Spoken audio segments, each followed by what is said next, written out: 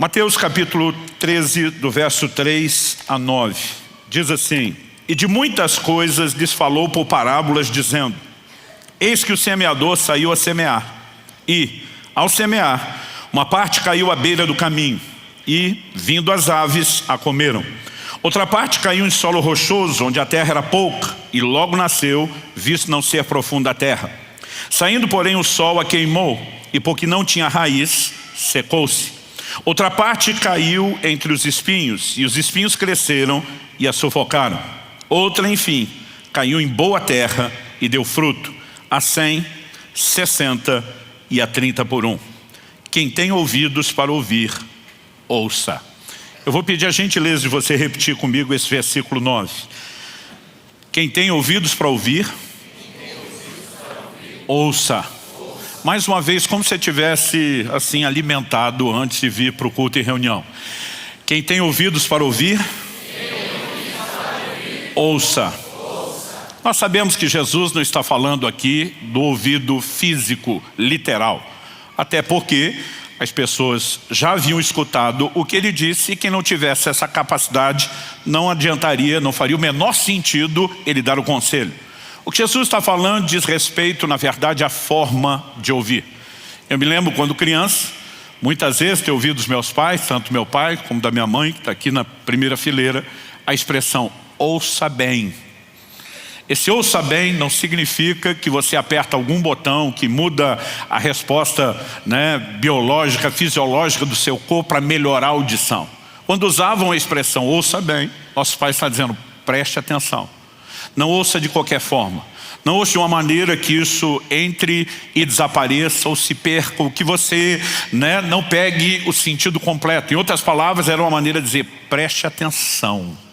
Leve a sério o que eu estou te dizendo. E eu creio que em outras palavras, quando Jesus está dizendo quem tem ouvidos para ouvir, ouça, ele está dizendo basicamente ouça bem. Aliás, esse é o tema da minha mensagem hoje. Ouça bem. E a razão pela qual eu estou abordando aquilo que Jesus fala no versículo 9 é porque de tudo aquilo que nós vamos ler, eu creio que essa é a chave. Eu creio que aqui ele está dando o tom. Ele não está apenas dizendo quem tem ouvidos para ouvir, ouça a parábola que eu acabei de contar. A parábola, na verdade, nos ensina a como ouvir. E antes mesmo de interpretá-la aos seus discípulos, Jesus está, na verdade, estabelecendo o que eu quero propor como trilho principal da nossa reflexão aqui hoje. A maneira como ouvimos a palavra de Deus determina se ela vai produzir o resultado devido nas nossas vidas ou não. Então eu gostaria que a gente pudesse olhar para esse texto, incluindo os versículos que leremos na sequência, e que a gente pudesse entender esse princípio. Eu vou fatiá-lo em 3 partes, em 3 princípios que eu quero dar destaque. O primeiro deles diz respeito à advertência de Nosso Senhor sobre a responsabilidade de quem ouve. Quando ele está dizendo quem tem ouvidos ouça, ele está dizendo que não depende só de Deus falar, depende também de como recebemos. E, em primeiro lugar, eu quero enfatizar o que eu gosto de fazer muito nas minhas mensagens e nos meus ensinos. O fato de que tem não apenas a parte divina, mas temos também a parte humana, a nossa responsabilidade para ser levada em questão. Segundo lugar, eu quero explorar um pouco essa distinção dos tipos de solo que Jesus faz. Ele fala de uma semente que caiu à beira do caminho, ele fala de uma semente que caiu num solo rochoso, ou dependendo da versão da Bíblia que você usa, pedregoso. Ele fala de uma que caiu num terreno cheio de espinhos, e ele fala de um solo frutífero. E ele mostra que cada um desses solos apresenta resultados diferentes em relação à semeadura da palavra, e eu quero que a gente possa avaliar o que é que isso tem a ver com ouvir bem. Em terceiro e último lugar, nós vamos destacar o que eu classificaria do caminho prático para frutificação. O Senhor Jesus não está ensinando sobre esses tipos de solos como se isso fosse simplesmente uma coisa já pré-determinada e que não pode ser mudada.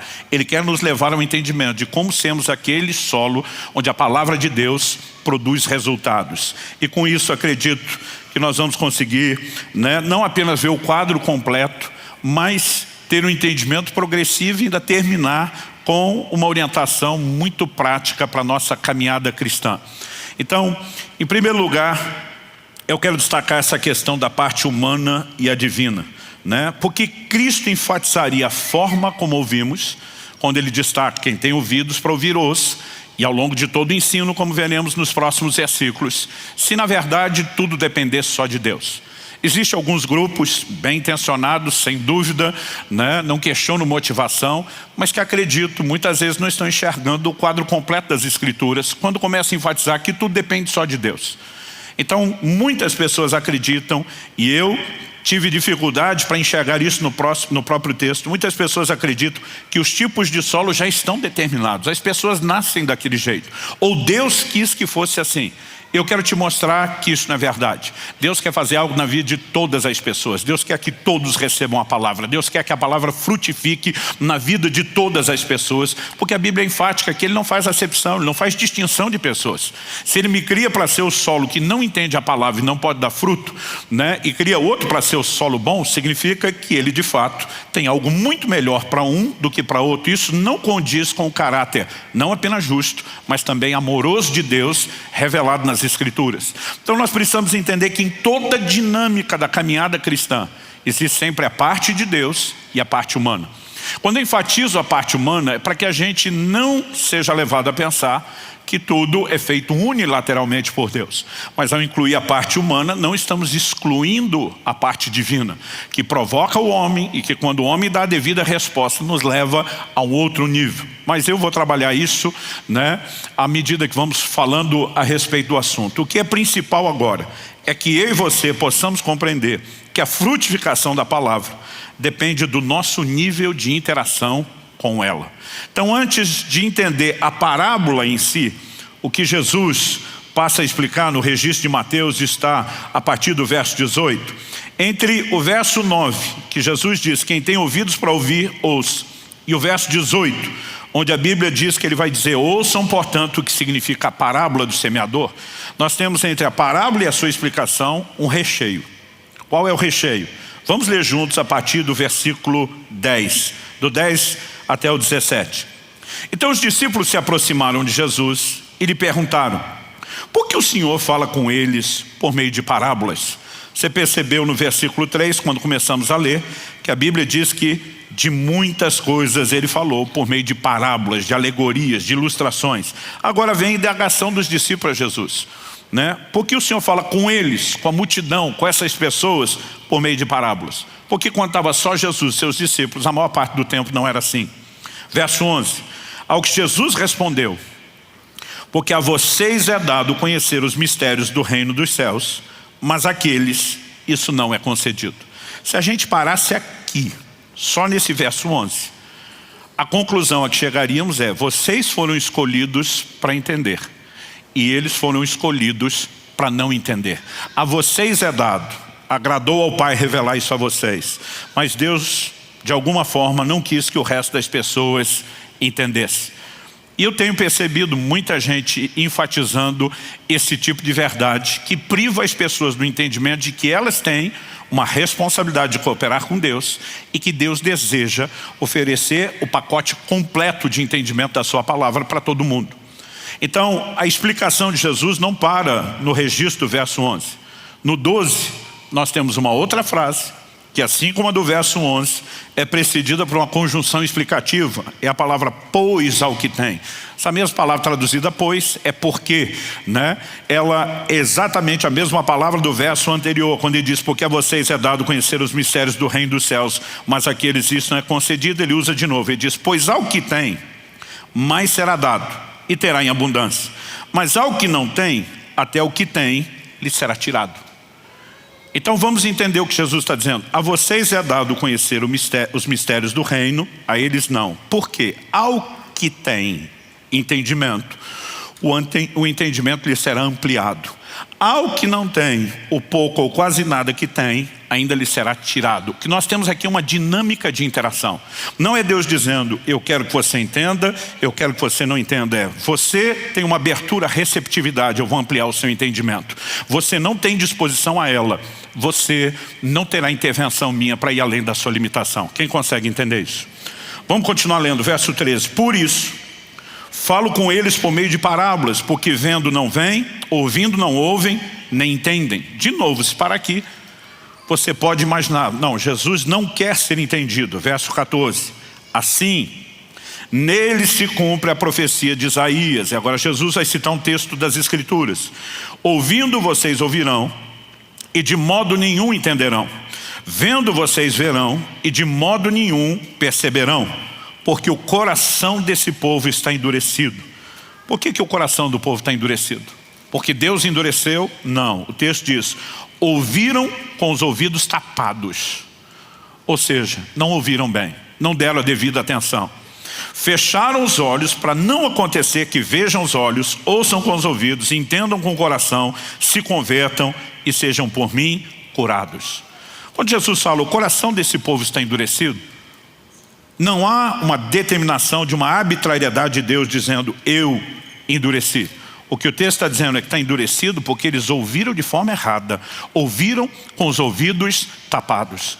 O tempo todo, a palavra de Deus nos chama a um nível de resposta. Hebreus, citando o Antigo Testamento, disse, hoje ouvides a sua voz, não endureça o coração. A Bíblia trata de uma maneira muito clara que ter o coração aberto ou endurecido para com Deus é uma decisão nossa. De vez em quando alguns pegam e dizem, Deus endureceu o coração de Faraó. Deus endureceu ainda mais um coração que já estava endurecido. Ao que tem, se lhe dará mais e terá abundância. Ao que não tem, até o pouco que tem, lhe será tirado. Quem está entendendo isso? Nós não podemos excluir a responsabilidade humana. É lógico que ao trazer a responsabilidade humana, nós estamos eliminando Deus da história. Jesus diz em João 15,5, sem mim, nada podeis fazer. Mesmo quando cumprimos a nossa parte, ela é sempre uma resposta ao que Deus começou e uma abertura para que Ele amplie e continue aquilo que Ele começou.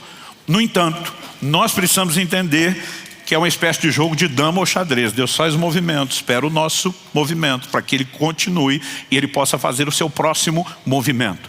Entender a responsabilidade que temos aqui é crucial. Então no verso 16 Jesus diz para os seus discípulos, bem-aventurados porém são os olhos de vocês porque veem, e bem-aventurados são os ouvidos de vocês porque ouvem. Pois em verdade lhes digo que muitos profetas e justos desejaram ver o que vocês estão vendo, mas não viram. Quiseram ouvir o que vocês estão ouvindo, mas não ouviram. Jesus está dizendo, vocês são parte de um grupo privilegiado. Vocês estão vivendo a concretização das promessas. Vocês estão vivenciando o cumprimento da vinda do que Deus prometeu. O Messias, o Verbo, a palavra encarnada diante de vocês.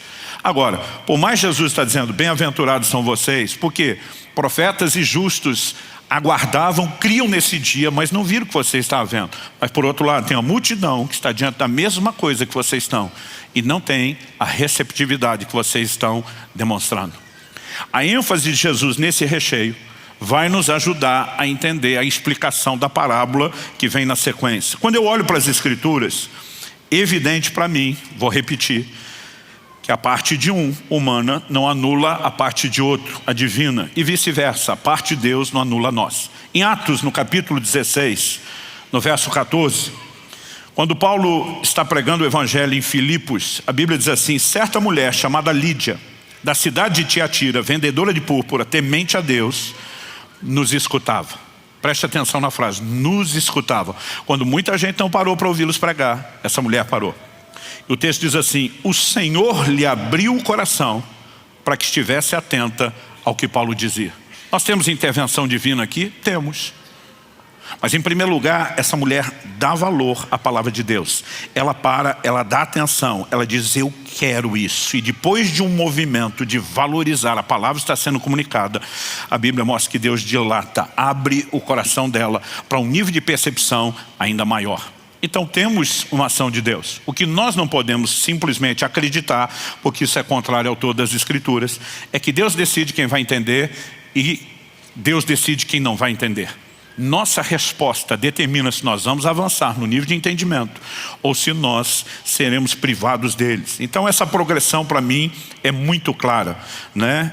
E à medida que nós vamos olhando para as Escrituras, nós vemos sempre a necessidade de que o homem se posicione, de que ele busque Deus, mas com o entendimento de que sem a ajuda de Deus, ele também nunca vai entrar no lugar profundo de entendimento. Eu quero convidar você a me acompanhar numa leitura que é o Salmo 119, e nós vamos ler dos versículos 27 até o 34. Salmo 119 é o maior capítulo que a Bíblia tem. Eu lembro, quando criança, na responsabilidade da leitura bíblica, muitas vezes, a gente quando tinha que, para você ler a Bíblia toda em um ano, você tem uma média de 3 capítulos por dia. Para ser exato, 3,25 é a conta. E quando a gente estava lendo, sem muito entendimento, debaixo do encorajamento, às vezes da imposição dos pais, queriam criar em nós disciplina, ritmo, mas o coração ainda não tinha empolgação com a palavra. Às vezes eu lembro que eu ficava feliz quando pegava uns salmos, que eram 3 versículos. Eu pensava, vou eliminar um capítulo rapidinho. Mas quando chegava o Salmo 119, eu pensava, isso tudo é um só. E depois ainda tem que ler mais 2, os que estão perto não são necessariamente tão pequenininhos, né? Mas, à medida que o tempo foi passando, o entendimento, a compreensão da palavra foi chegando, eu confesso que o Salmo 119 é tão rico, que o meu sentimento com o tempo mudou. Isso aqui não podia se estender um pouquinho mais. Porque ele tem uma linha de raciocínio do início ao fim, que é a valorização da palavra. O clamor para se entrar num lugar mais profundo, tanto de entendimento como de prática da palavra. Aliás, se a gente pudesse inventar que depois de uma pregação, assim como na escola, tem lição de casa, eu pediria a você que tirasse um tempo essa semana para meditar no Salmo 119, todos os 176 versículos, né? Lendo exatamente com esse olhar, com esse foco, né? Qual é a valorização dada à palavra, qual é o clamor por entendimento e pela capacidade de andar nesse lugar de prática da palavra. Mas para não ler isso tudo aqui agora, eu quero que a gente foque aí, então, nos versículos 27 até o 34. E a oração do salmista é a seguinte: faze-me compreender o caminho dos teus preceitos e meditarei nas tuas maravilhas. Quando ele diz faze-me entender, ele está dizendo, não é só minha capacidade humana, racional, natural, mental. Eu preciso da sua ajuda. Verso 28, a minha alma se consome de tristeza, fortalece-me segundo a tua palavra. Ele está tomando a decisão. Eu não quero andar pelo que eu sinto, eu quero andar pela tua palavra. A minha força não deve depender do meu humor, que por sua vez é baseado nas circunstâncias, e sim naquilo que o Senhor diz. 29, afasta de mim o caminho da falsidade, favorece-me com a tua lei. Verso 30, uma chave. Escolhi o caminho da fidelidade e decidi seguir os teus juízos. Andar ou não na palavra de Deus é uma escolha, é uma decisão que cada um de nós precisa tomar. 31, aos teus testemunhos me apego. Não permita, Senhor, que eu seja envergonhado. Percorrerei o caminho dos teus mandamentos quando me deres mais entendimento. Ele não está dizendo que não tem nada, mas ele está dizendo, quanto mais eu entro no lugar do entendimento, mais profundamente eu consigo andar na tua palavra. Verso 33, ensina-me, Senhor, o caminho dos teus decretos e o seguirei até o fim. 34, dá-me entendimento e guardarei a tua lei, de todo o coração a cumprirei. Essa oração nos mostra que o salmista entende que tem a parte humana. Eu decido, eu escolho, eu vou andar na tua palavra, eu vou seguir até o fim, mas ao mesmo tempo um clamor, que a tua palavra opere em mim, que eu não esteja entregue a mim mesmo, a minha própria sorte, aos meus recursos, às minhas limitações. E acredito que isso é uma chave para entendermos essa interação com a palavra de Deus, que é tão necessária. A frutificação da palavra na minha e na sua vida depende do nível, do formato, da dimensão de interação que eu e você conseguimos estabelecer com ela. E eu creio que isso fica mais claro quando olhamos para os diferentes tipos de solo. O que eu quero fazer aqui agora, em segundo lugar, depois de destacar a parte humana e a divina. No texto que lemos, Mateus capítulo 13, já logo no versículo 4, o Senhor Jesus fala do primeiro tipo de solo. Então quero lembrar que são 4. O solo que Jesus chama de a beira do caminho. O que é a ideia do a beira do caminho? Aquele carreiro por todo mundo, onde todo mundo passava e andava, com tanta gente pisando, é o solo duro. É aquele solo que vai ficando achatado, diferente. Quem já andou muito nesses caminhos de terra, né, percebe que chega ali um momento, ali não cresce mais mato, não não existe muita possibilidade de que nada frutifique ali. Primeiro porque as sementes que são naturalmente espalhadas não entram. E se tivesse algum formato, ainda teria a capacidade de ser pisado. Jesus está escolhendo algo que todo mundo vai entender. Essa é a ideia da alegoria. Ele está usando uma ilustração. E ele diz que esse solo, à beira do caminho, é o primeiro. O segundo, ele fala de um solo rochoso, ou como disse antes, pedregoso. Terceiro lugar, ele fala de um terreno cheio de espinhos. Para, em quarto lugar, falar do solo que é frutífero. E o que eu e você precisamos entender? Que Jesus explica. No verso 4, ele apenas lança a ilustração. Uma parte caiu à beira do caminho, uma parte da semente. Vindo as aves, a comeram. Por que as aves comeram? Porque a semente não entra na terra. Está por lá de fora do solo, está exposta, e porque estava exposta, virou comida de passarinho. Qual a explicação que Jesus traz a respeito disso? No verso 19 ele diz o seguinte: a todos os que ouvem a palavra do reino e não a compreendem, vem o maligno e arrebata o que lhes foi semeado no coração. Este é o que foi semeado à beira do caminho. A Bíblia não está dizendo que é só para esse tipo de solo que existe uma disputa espiritual. A disputa espiritual existe para todo mundo. A questão é que esse tipo de solo é vulnerável ao ataque maligno. E muitas vezes nós não paramos para pensar e criar uma consciência de que nós estamos o tempo todo em guerra com o mundo espiritual. Quando você lê o Velho Testamento, principalmente depois da saída de Israel do Egito, é guerra atrás de guerra. Quando chega o Novo Testamento, o apóstolo Paulo escreve em Efésios 6,12: nossa luta não é contra a carne e o sangue. O que ele está dizendo? Diferente deles, nós não temos essas batalhas naturais, literais. Mas o que ele está dizendo é: isso não significa que nós não estamos em guerra. Isso também não significa que essas guerras foram registradas sem propósito. Mas ele está dizendo: nossa guerra é outra. Nossa luta é contra principados, potestades, contra as hostes espirituais da maldade. E agora ele começa a falar de uma dimensão de guerra com o reino das trevas. A palavra de Deus diz: resisti ao diabo, ele fugirá de vós. Não deis lugar ao diabo. O tempo todo nós temos alertas. 1 de Pedro 5, você olha o apóstolo dizendo: o diabo anda em vosso derredor, bramando como leão, buscando a quem possa tragar. Ele não pode tragar qualquer um, ele precisa de espaço, ele precisa de vulnerabilidade, mas ele sempre está tentando. Então não é um de 4 solos que está exposto a uma batalha espiritual. A batalha acontece com todo mundo. Alguns se fazem vulneráveis a ela. Em Atos, no capítulo 5, nós vemos o apóstolo Pedro dizendo a Ananias: por que encheu Satanás teu coração para que mentisse ao Espírito Santo? O que ele está dizendo? O Espírito Santo começou um trabalho no seu coração. Em algum momento você deixou o diabo entrar, abortar o que Deus estava fazendo e te roubar de todo o processo. A guerra existe para todos. Mas ali a vulnerabilidade. E por que eu estou destacando essa questão da guerra espiritual? Jesus explicou que a figura usada das aves do céu é o maligno que vem e rouba a palavra. Meu querido, toda vez que a palavra é pregada, ministrada ao seu coração, toda vez que você está lendo a Bíblia, o momento que virá depois é significativo. Porque Satanás não quer que a palavra de Deus opere na sua vida.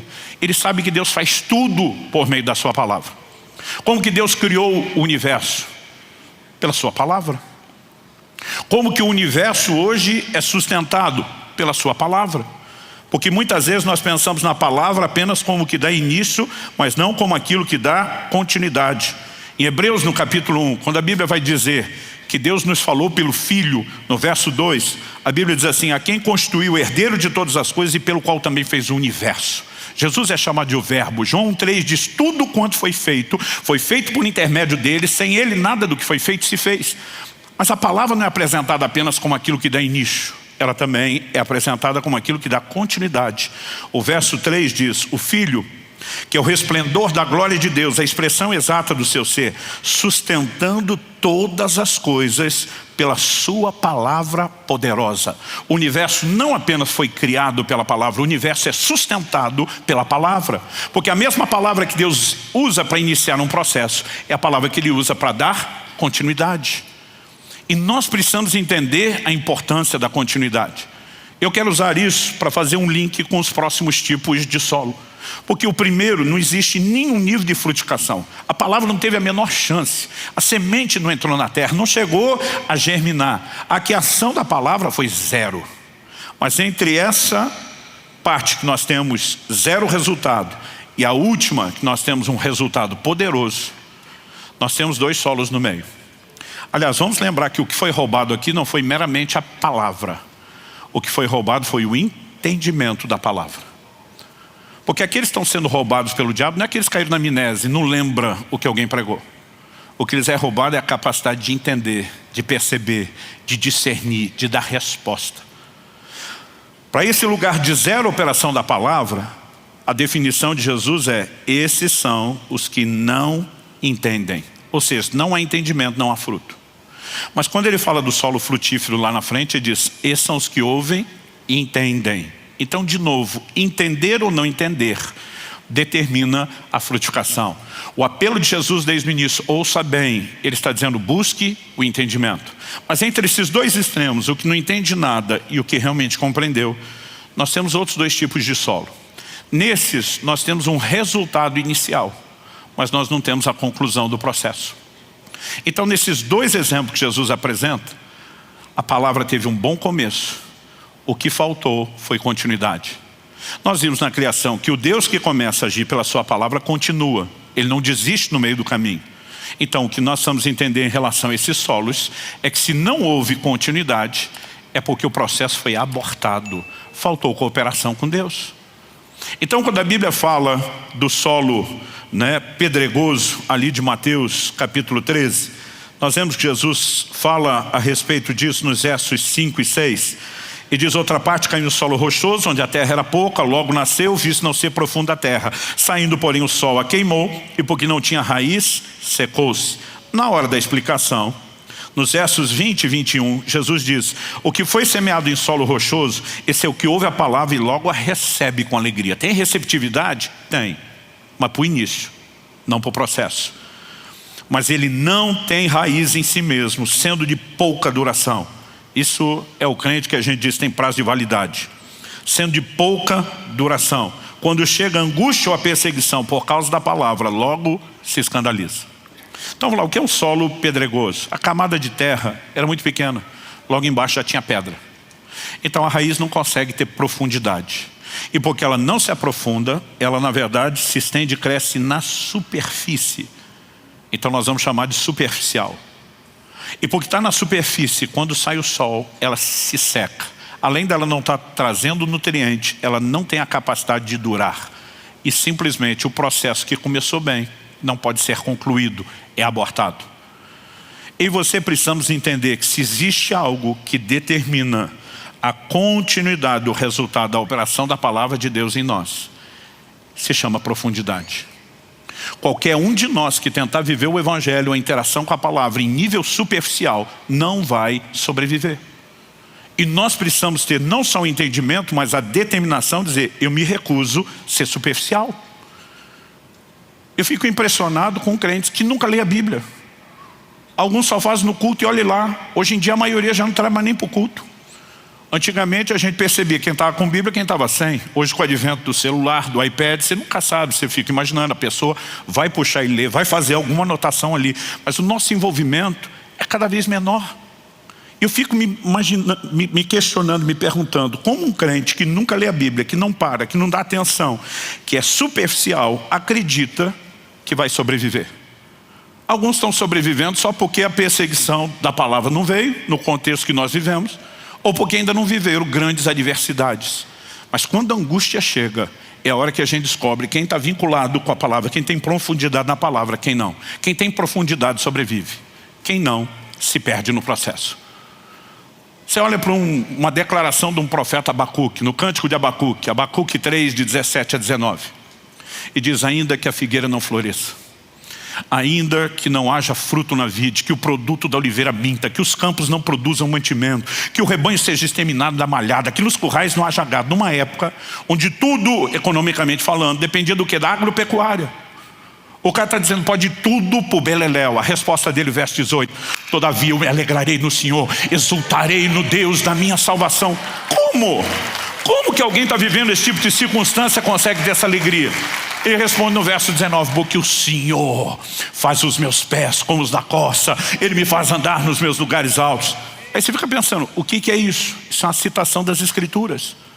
Está lá no Salmo 18, 2 Samuel 24, é repetido nesses dois lugares, um Salmo de Davi, que já era parte das Escrituras na sua época. Esse cara está dizendo, eu não sou guiado pelas circunstâncias, eu sou guiado pela palavra de Deus, meu relacionamento não é superficial, vivendo daquilo que acontece do lado de fora, eu tenho raiz profunda, minhas forças vêm de algo que as pessoas não veem, é o relacionamento com a palavra. Agora, se eu e você não desenvolvemos isso, nós vamos falhar no processo. Quem está entendendo?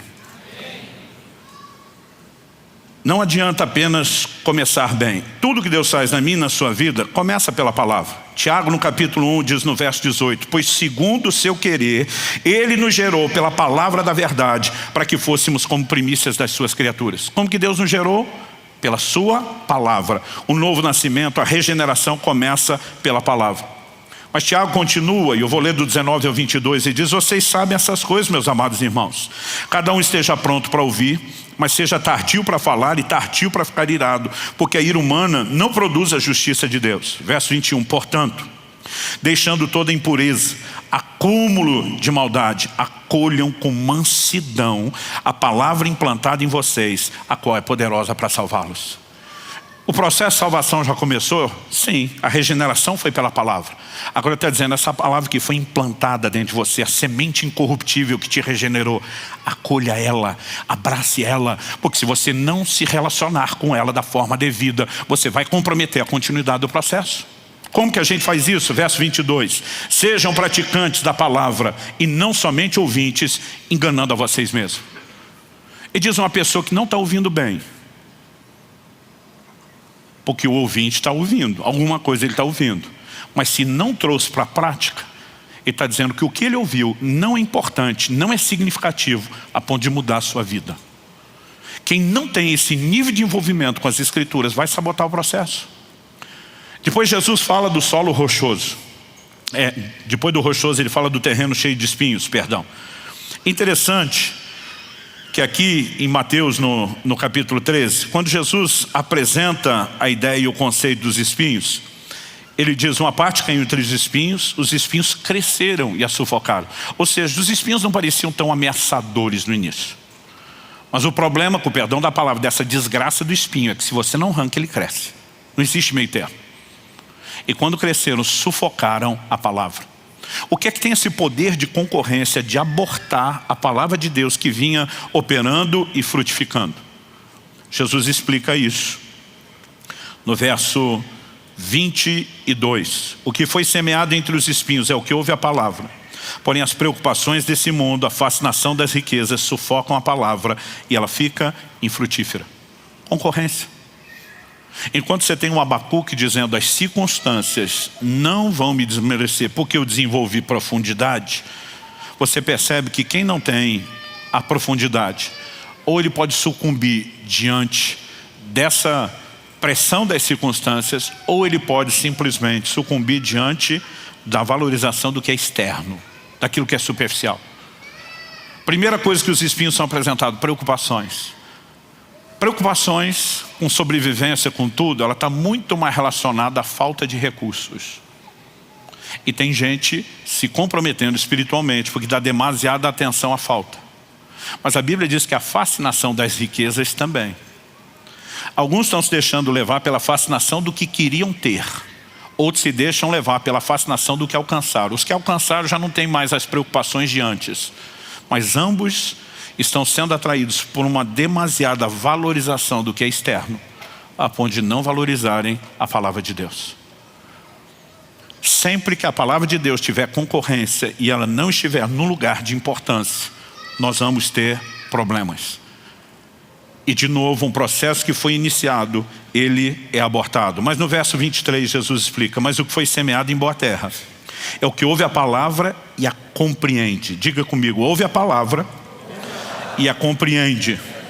O texto diz, esse frutifica e produz a 100, a 60 e a 30 por 1. São níveis distintos de frutificação, como acontece com muitos solos. Mas onde existe frutificação é porque houve compreensão. Quando existe zero operação da palavra, nenhum nível de entendimento. Quando existe o início sem conclusão do processo, uma receptividade de entendimento inicial, mas o processo foi sabotado. Agora, onde existe compreensão no começo e na continuidade, fruto garantido. Agora a pergunta é, quem determina a compreensão? E aí nós vamos voltar para o primeiro tópico, da parte humana e da parte divina. Eu comecei a prestar atenção nessa parábola quando ainda era adolescente. E eu achava, honestamente, quando eu lia, que um já nasceu para ser o solo à beira do caminho, o outro já nasceu solo pedregoso ou rochoso, o outro nasceu terreno cheio de espinhos, e um quarto da população, eu imaginava essa divisão exata, 25% para cada um, não sei porquê, e eu imaginava um quarto da população nasceu privilegiada para compreender a palavra. Então eu achava que o tipo de solo que nós somos é que determina se haverá ou não a compreensão da palavra. Mas se isso fosse verdade, o homem teria zero responsabilidade no processo. A gente simplesmente teria resultados fatalísticos, determinados de forma arbitrária por Deus. E no fim das contas, se eu não entendi porque Ele me fez para ser o solo à beira do caminho, Ele não pode nem se queixar do meu comportamento, foi escolha dele. Agora, se de alguma forma Ele está dizendo, presta atenção como você ouve, o que você precisamos entender é o seguinte, não é o tipo de solo que supostamente somos que determina como ouvimos. É a maneira como decidimos ouvir que determina que tipo de solo seremos. Isso coloca em mim e em você uma responsabilidade de, se queremos ser o solo ideal que frutifica, nós precisamos da compreensão da palavra. E precisamos de um nível de envolvimento com ela fora do comum. Porque infelizmente o comum e o padrão hoje não é base para ninguém. Outro dia um irmão falou para mim, pastor, eu garanto para o senhor que eu estou pelo menos na média, eu não estou abaixo não. Eu falei, então você é medíocre, você está na média. Eu e você precisamos mais. Se eu e você entendemos a importância de Deus, nós temos que desejá-lo. E não é porque todo mundo à sua volta não deseja que você tem que não desejá-lo. Nós precisamos compreender que no reino espiritual, você só acessa aquilo que você valoriza. No início do ano passado, eu comecei a pregar uma mensagem e repeti ela várias vezes, focando o jejum com a pergunta, fome de quê? Em algum momento, ministrando sobre isso, eu comecei a falar que a fome é uma espécie de moeda de acesso ao reino de Deus.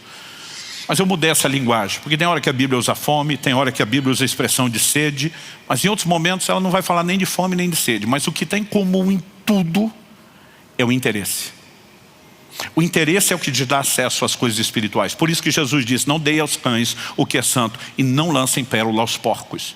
Ele está falando de um contexto de anunciar o evangelho tem que ser pregado para todo mundo. Mas ele está dizendo que só se acessa aquilo que você valoriza. Um dia alguém me perguntou, pastor, como é que Jacó conseguiu fazer valer lá no reino dos céus uma transação com o irmão por um prato de comida e ganhou o direito de primogenitura, que era uma bênção espiritual? Eu falei, a Bíblia não diz que Jacó comprou o direito de primogenitura diante de Deus. Ele comprou do irmão. Ah, mas passou para ele. Eu falei, não pelo ato de compra de Jacó. Quando você vai ler a Bíblia, principalmente o Novo Testamento, que dá a leitura desse episódio, você vê em Hebreus 12, que a Bíblia diz que Esaú desprezou o seu direito de primogenitura. Não foi Jacó que autenticou a compra diante de Deus. Foi Esaú que autenticou o cancelamento, quando ele não deu valor àquilo. Nós precisamos entender que a valorização é o ponto. Jacó está agindo de forma errada, equivocada, mas ele tem algo que o irmão não tem. Ele está olhando para o irmão jogando aquilo fora, ele está dizendo, eu quero isso, eu valorizo isso. Quem está entendendo? Jesus dá um exemplo a uma mulher cananeia que pede ajuda, intervenção e cura. Jesus tinha enfatizado várias vezes, eu fui enviado às ovelhas perdidas da casa de Israel. Ele fala para os seus discípulos, vão e preguem o evangelho, mas ainda não aos gentios. O plano de Deus se abriria, desdobraria aos gentios depois, mas por conta de uma aliança com Abraão, tinha que ser apresentado a descendência, a linhagem natural de Abraão. Essa mulher que chega é uma sírio-fenícia, uma cananeia, ou seja, ela é uma gentia, ela não é da linhagem de Abraão. Jesus olha para ela e diz, não é lícito tirar o pão dos filhos e entregá-lo aos cachorrinhos. Jesus está usando uma analogia dizendo, nesse momento os filhos da casa que têm direito, você não faz parte deles. A mulher olha e diz, Senhor, nossos cachorrinhos comem das migalhas que caem da mesa. O que ela está dizendo honestamente? O Senhor vai convir comigo que os filhos não estão aproveitando tudo. Deixa eu pegar a rebarba, deixa eu pegar o que eles estão desperdiçando. Eu não quero usurpar o direito deles, mas eles não estão aproveitando o que o Senhor está oferecendo. Jesus olha e diz, mulher, grande é a tua fé. A Bíblia diz, na mesma hora a filha foi curada, foi liberta. Agora pensa comigo, se comendo das migalhas que os filhos não estão aproveitando, já tem cura e libertação para nós. O que é que não está à minha, à sua disposição? Quando nós entendemos o que é ser filho, nos assentamos à mesa, entendemos o que é que Deus tem. Mas nós não vamos viver nada extraordinário sem entendimento. E o entendimento não é acessado se ele não for valorizado. Eu falei de responsabilidade humana. Nós precisamos entender que ela começa com valorizar, com desejar, e se estende em formas práticas a buscar o entendimento e a compreensão da palavra.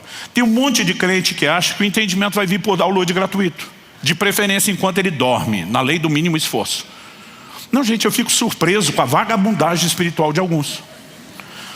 Uns anos atrás uma pessoa me abordou, e ela não foi a única, mas esse foi o primeiro fato que me fez agir dessa forma.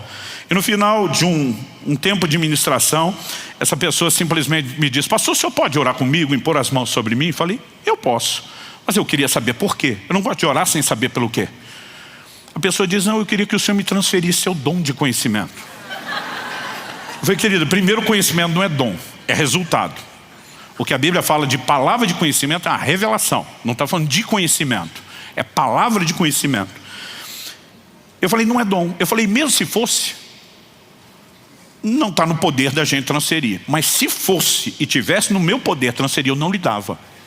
Ela olhou para mim surpresa e falou, por quê? Eu falei, porque tu é uma folgada.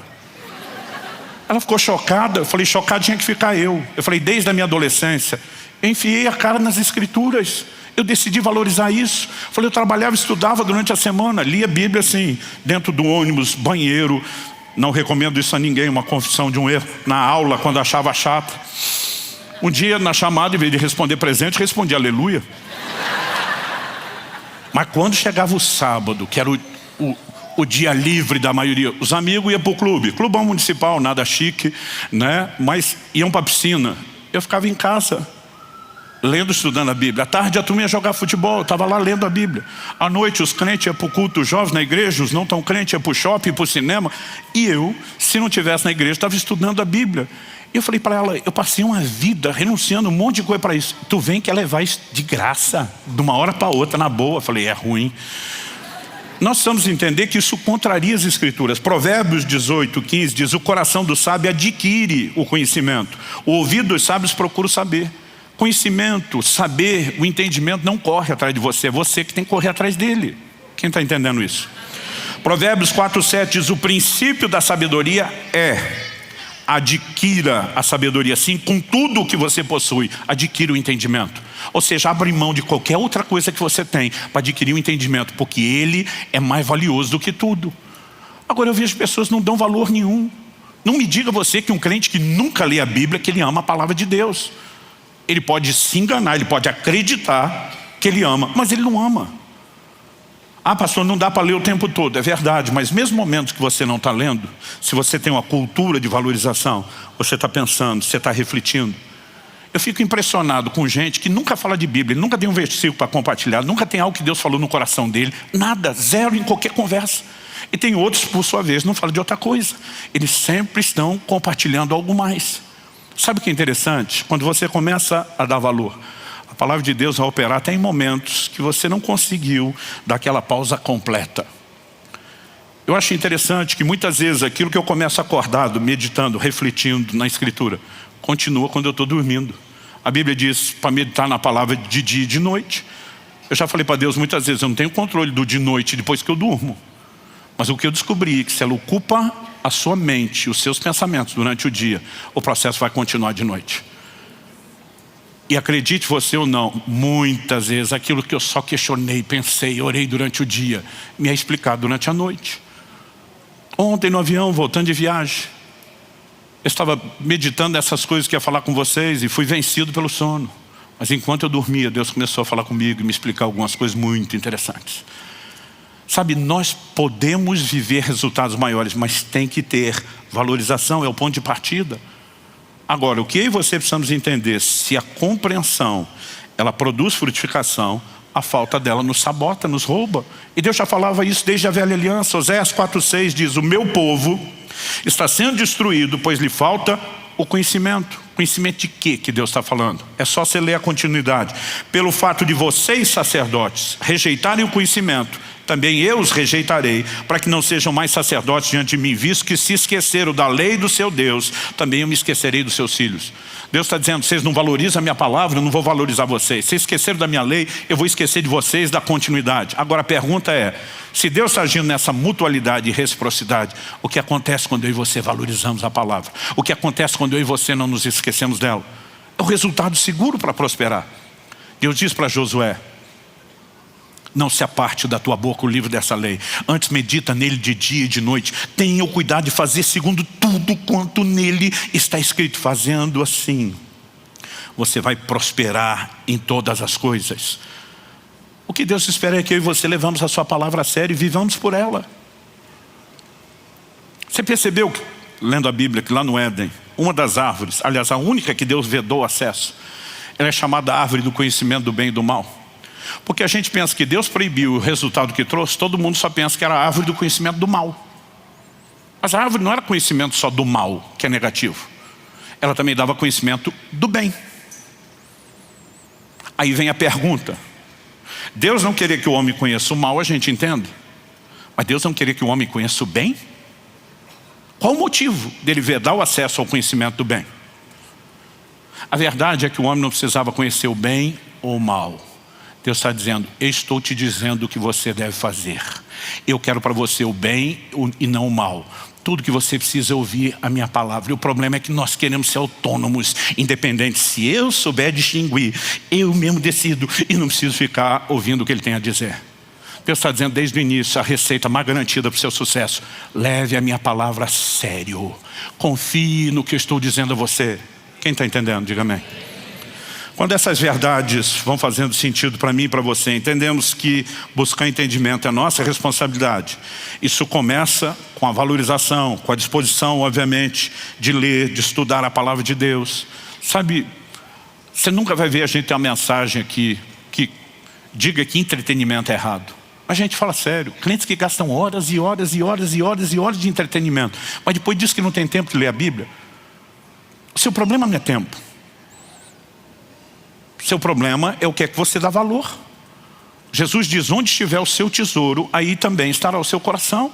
Se você entende o que é a palavra e valoriza, você arruma tempo para ela, você vai sacrificar o resto.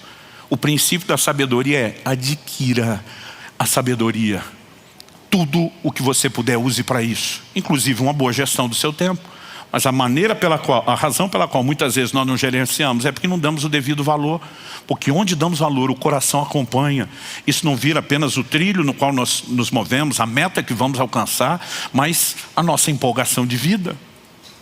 E se valorizarmos e buscarmos, eu e você precisamos entender que não só vamos fazer isso lendo, meditando na palavra, ouvindo mensagens, estudos, né, se expondo ao ensino bíblico, que hoje temos tantas formas. Desde uma estrutura de escola bíblica que a gente provê, recursos, né, que hoje estão aos montes à nossa disposição. Se a gente valorizar e decidir trilhar esse caminho, ainda assim nós precisamos entender o quê? Que sozinhos nós não vamos muito longe. Uma das orações registradas na Bíblia que eu mais repito desde a minha adolescência é o Salmo 119. De novo o Salmo 119, verso 18. Desvenda os meus olhos para que eu contemple as maravilhas da tua lei. Desvenda os meus olhos para que eu contemple as maravilhas da sua lei. Então, se Deus não faz tudo sozinho, e eu tenho a minha parte envolve dizer: eu também não posso ficar sozinho, eu preciso da ajuda dele. Abre os meus olhos, traga a revelação. Quando eu olho para as Escrituras, eu vejo várias orações que Paulo fazia em prol dos outros, porque nós devemos orar por nós e pelos outros. Efésios capítulo 1, de 17 a 19, Paulo diz: peço ao Deus de nosso Senhor Jesus Cristo, o Pai da glória, que conceda a vocês espírito de sabedoria e de revelação no pleno conhecimento dele. Peço que ele ilumine os olhos do coração de vocês, para que saibam qual é a esperança da vocação de vocês, qual é a riqueza da glória da sua herança nos santos, e qual a suprema grandeza do seu poder sobre nós, os que cremos, segundo a eficácia da força do seu poder. Conhecimento produz um nível de resultado. Conhecimento revelado, nem se fale. A conversa é outra. A Escritura diz: o choro pode durar uma noite, mas a alegria vem pela manhã. O choro na vida de quem teme a Deus, a tristeza, a dor, deveria ter prazo de validade. Mas a pergunta é: aquela declaração é literal? Eu não creio. Porque se fosse, todos os nossos problemas se resolveriam automaticamente, em no máximo 24 horas. Amanheceu, zerou tudo, todo mundo acordava contente, de bom humor. O que não acontece com muito crente. O que a alegria vem pela manhã? Se isso não é literal, porque a Bíblia fala que o choro de alguns durou muitos dias e é alegórico, qual é o significado? Que simbolismo, alegoria nós temos? A Bíblia está dizendo que o choro prevalece durante a noite. O que é que prevalece na hora da noite? Trevas, escuridão. O que muda com o amanhecer? A chegada da luz. O que tem o poder de mudar emoções é quando eu e você estamos alinhados com a palavra e a revelação da palavra entra. Quando a luz, o entendimento espiritual, a revelação entra, é uma revolução em toda a prática do nosso ser. E nós precisamos desse nível de entendimento. Filipenses 1:9, Paulo diz: também faça essa oração, que o amor de vocês aumente mais e mais em todo conhecimento e percepção. Outras versões dizem discernimento. Percepção espiritual associada ao conhecimento. Colossenses capítulo 1, versos 9 e 10. Por essa razão também nós, desde o dia em que soubemos disso, não deixamos de orar por vocês e de pedir que transbordem do pleno conhecimento da vontade de Deus, em toda a sabedoria e entendimento espiritual. Dessa maneira, com o pleno conhecimento que vem com a sabedoria e entendimento espiritual, dessa maneira, vocês poderão viver de modo digno do Senhor, para o seu inteiro agrado, frutificando em toda boa obra e crescendo no conhecimento de Deus. Paulo sabia que o povo precisava mais do que o ensino da palavra, mais do que o conhecimento racional e intelectual da palavra. Eles precisavam de entendimento espiritual, de conhecimento que vem do céu, de sabedoria divina, porque isso é revolucionário. Agora, como se alcança? Conhecimento você pode ter ouvindo o ensino bíblico, lendo a palavra, mas percepção espiritual requer que, junto com o nosso relacionamento com a palavra, exista um ingrediente inegociável na vida cristã chamado oração. Oração não deveria ser, para mim e para você, apenas a forma onde eu peço para Deus algum problema que eu tenho e Deus responde. Ela envolve isso, mas não se limita a isso. Por meio do profeta Jeremias, Deus diz assim: invoca-me que te responderei. Mas ele não parou aí, ele também disse: anunciar-te-ei coisas grandes e ocultas que tu não sabes. Então, além de pedir e Deus responder, além de invocar e Ele atender, Ele está dizendo: eu quero anunciar coisas que você não sabe, coisas que você nunca entendeu, porque a oração pode nos introduzir num ambiente de revelação. Quem está entendendo, diga amém. Nós precisamos valorizar a palavra, buscar o entendimento. Isso não significa sermos exímios conhecedores de aspectos técnicos da teologia, mas ter algo prático que faz com que eu e você possamos viver para o seu inteiro agrado, viver de modo digno do Senhor, que honre ao Senhor e que a gente frutifique em toda a obra, boa obra, sem parar de crescer no conhecimento de Deus, que é algo progressivo.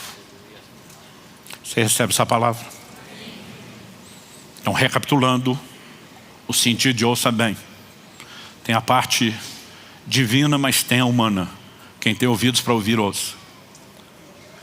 Recapitulando os tipos de solo, temos a beira do caminho, solo pedregoso, terreno cheio de espinhos e o frutífero.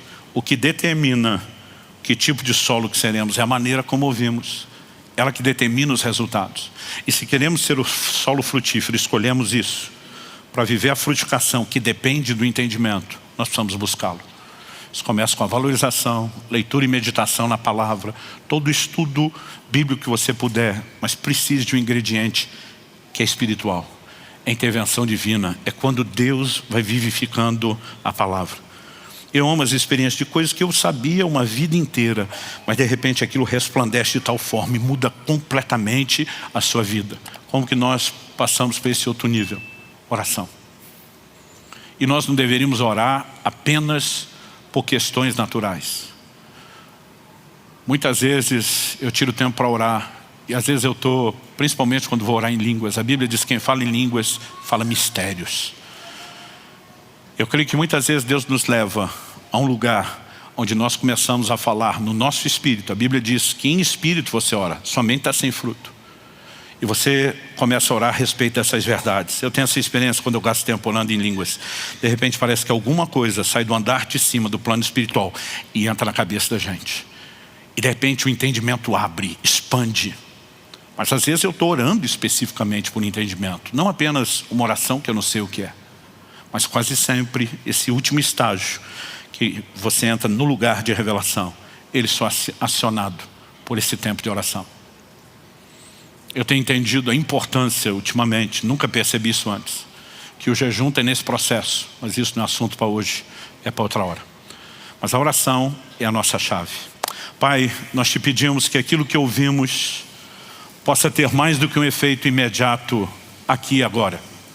Sabemos que precisamos desse início, mas eu oro que o Senhor nos ajude nesse momento a avaliar a maneira como temos lidado com a Tua Palavra, com as Escrituras. E queremos fazer não apenas a autoavaliação, que é bíblica. Examine-se o homem a si mesmo, diz a Tua Palavra. Mas nós clamamos também por aquela avaliação do alto, que é bem mais segura e completa. E oramos como salmista: sonda-nos, ó Deus. Conhece o nosso coração. Tua palavra diz que quem ouvinte não é praticante está se enganando. Muitas vezes, ao nos enganar, não percebemos isso na autoavaliação. Mas na avaliação do alto, isso muitas vezes é exposto. E nós oramos que o Teu Espírito exponha onde estamos. Queremos que o Senhor nos mostre o nível de valor que estamos dando à palavra, ou que nem temos dado, e o contraste com onde deveríamos estar. Não para que ninguém saia desse lugar debaixo de culpa ou condenação ou tristeza, mas para que haja uma decisão de mudança. Desperta-nos, Senhor. E oramos quando saímos desse lugar, que as aves do céu não roubem a semente que está sendo plantada. Oramos que ela seja acolhida com mansidão. Oramos que haja disposição, ó Deus, de reflexão, de análise, de avaliação, de meditação pós-culto, que permita que aquilo que o Senhor começou não apenas continue, mas cresça e se desenvolva. Nós clamamos graça e favor do alto sobre cada um nesse lugar, sobre cada um daqueles que nos acompanham por meio dessa transmissão. Em nome de Jesus. Sopra Teu fôlego de vida sobre o coração de cada um de nós, e que a Tua palavra cumpra o propósito pelo qual tem sido liberada. Nós oramos em nome de Jesus. Se você crê e concorda, diga amém.